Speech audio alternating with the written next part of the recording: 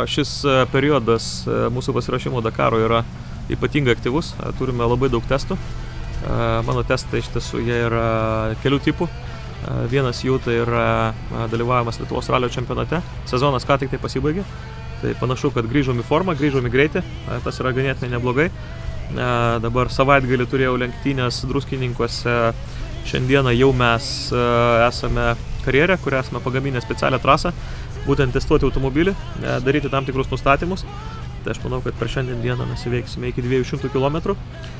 Specialiomis sąlygomis, būtent sukurtomis išsibandyti šitam automobiliui.